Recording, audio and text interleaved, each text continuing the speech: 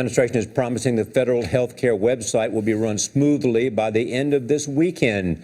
But with that self-imposed deadline approaching, CBS News is learning another promise by the government isn't holding up. Some of those who get their insurance through work are losing their coverage. Cheryl Atkinson is in Washington. Cheryl, good morning.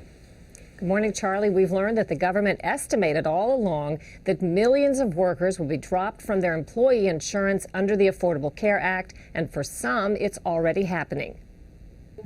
New Hampshire small business owner Nancy Clark was featured last year in a White House video blog. The health care law is about people like me. It's Nancy Care.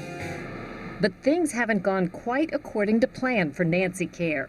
Last month, her insurer said it was hiking rates 39% starting next year.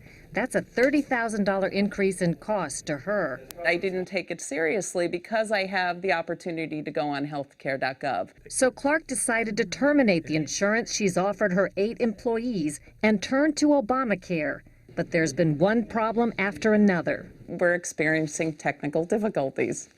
That's the nature of the beast. Biggest problem is going to be Virginia Beach business owner Betsy Atkinson is also canceling company insurance because her plan doesn't meet new Obamacare requirements, and she can't afford to offer employees one that does. they're going to have to go find their own insurance. I'm sorry.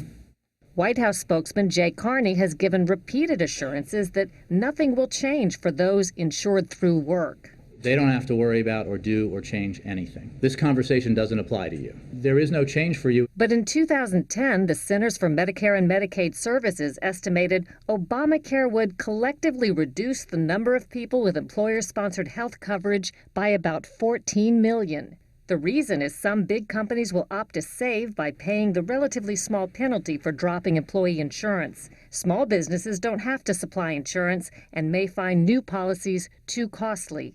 For her part, Clark plans to help employees pay for their outside insurance and remains an avid Obamacare supporter. I'm confident that healthcare.gov will be fixed. Clark says since we interviewed her, about half her employees who are having their work insurance cut have enrolled on healthcare.gov. The administration told us the Affordable Care Act has slowed healthcare costs and premiums. Quote, the law is making it easier for businesses to offer coverage, just like it did in Massachusetts when employer coverage increased after reform passed. Charlie and Nora. All right, Cheryl, thank you.